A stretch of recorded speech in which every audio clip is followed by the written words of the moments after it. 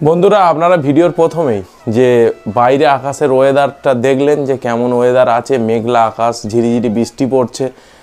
তো এই হঠাৎ করে গরম ছিল এবং হঠাৎ করে এই যে বৃষ্টি এসে অটোমেটিক ওয়েদার যে চেঞ্জ হয়ে গেল, সেক্ষেত্রে আপনার পাখি কীভাবে কেয়ার করবেন যাতে হঠাৎ করে তাদের ঠান্ডা না লেগে যায়। তো সম্পূর্ণ ভিডিওটা খুবই ইন্টারেস্টিং হতে চলেছে। আমি কিভাবে আমার পাখিকে মেনটেন করছি সেই বিষয়টা আজকের এই ভিডিওর মাধ্যমে তুলে ধরবো। তো চলুন বেশি দেরি না করে ভিডিওটি শুরু করবো। তার আগে আপনার ছোট্ট রিকোয়েস্ট, যদি আপনারা ইউটিউব থেকে দেখেন তাহলে অবশ্যই চ্যানেলটিকে সাবস্ক্রাইব করে রাখবেন, কারণ এরকম গুরুত্বপূর্ণ ভিডিও এই চ্যানেলে আপলোড করা হয়। এবং যারা ফেসবুক থেকে দেখছেন তারা অবশ্যই কিন্তু ফলো বাটনটি অন করে রাখবেন। তো চলুন ভিডিওটিকে শুরু করি। প্রথমেই দেখুন বাইরের আমার যে এই জানালা আছে অলরেডি বন্ধ আছে, দরজাও বন্ধ। ভিতরের কি কন্ডিশন আপনাদেরকে আমি দেখাই, চলুন কি কন্ডিশন আছে আপনাদেরকে দেখাই। তো এখানে আপনারা দেখতেই পাচ্ছেন, এখানে তো ফাঁকা কেজগুলো আছে, ফাঁকা কেজ পড়ে আছে। এগুলো যাদের প্রয়োজন, উপরেরটা আছে 1.5 3, নিচে আছে 2 1.5 3, 2 খোপের আছে, এতে আপনি ককাটেল করতে পারবেন। এদিকে দানা আছে। তারপরে এই যে কেজগুলো স্প্যাজলেস, তো অলরেডি এগ লে করা শুরু করে দিয়েছে ওয়েদার এ।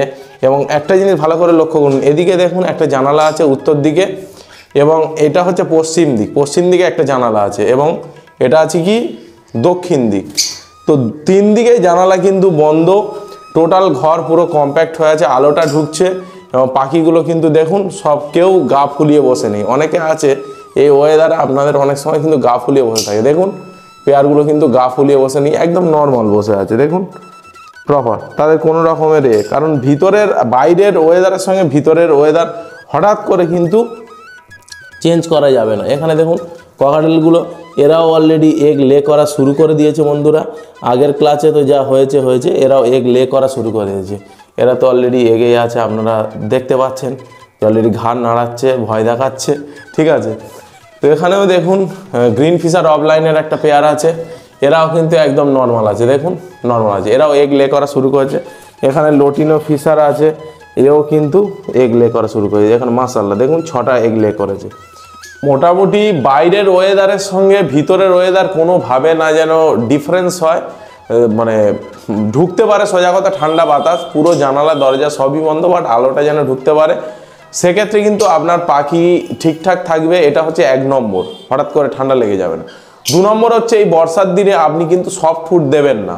যে যাই বলুক, অনেকেই অনেক কথা বলবে, আপনি সফট ফুড দেবেন না, প্লেন দানার ওপরে রাখবেন। যেমন সিড মিক্স দেন, প্লেন সিড মিক্স দেবেন, এবং জলটা দেবেন উষ্ণ গরম করে, তার সঙ্গে একটু ডাইজেস্টিভ এনজাইম দিয়ে দেবেন। কারণ এই ওয়েদারে অনেক সময় কি হয়, তাদের ব্যাকটেরিয়াল ইনফেকশান একটু হওয়ার সম্ভাবনা থাকে। তাই আমি জলের সঙ্গে, উষ্ণ গরম জলের সঙ্গে একটু ডাইজেস্টিভ এনজাইম দিয়ে দিয়েছি। এবং তার সঙ্গে আরেকটা জিনিস আপনাদেরকে খেয়াল রাখতে হবে যে তুলসী পাতা হচ্ছে অ্যান্টিব্যাকটেরিয়াল এবং অ্যান্টিবায়োটিক হিসাবে ব্যবহার করা হয়। তাই তুলসী পাতা 2-3 পাতা কিন্তু আমি কেজের মধ্যে দিয়ে দিয়েছি, ঠিক আছে। তো এই সিম্পল জিনিসটাকে ওয়েদার চেঞ্জে আপনাদের করতে হবে, নাহলে কিন্তু পাখি হঠাৎ করে ঠান্ডা লেগে গেলেই কিন্তু আজকের দিনে সমস্যা। তো এমনিই পাখির মার্কেট খারাপ, আর তারপরে যদি আপনার ব্রিডিং পেয়ার যদি ঠান্ডা লেগে কোনোভাবে যদি শরীর অসুস্থ হয়ে যায়, সেক্ষেত্রে কিন্তু খুবই সমস্যায় পড়বে। তো চলুন বন্ধুরা, আজকের এটুকুই বলাই ছিল। আগামী ভিডিওতে আবার আপনার সঙ্গে দেখা হবে। আপনারা ভালো থাকবেন, সুস্থ থাকবেন, এবং আপনাদের পাখিরাও সুস্থ থাকবে। এই পর্যন্ত বলে ভিডিওটিকে শেষ করছি।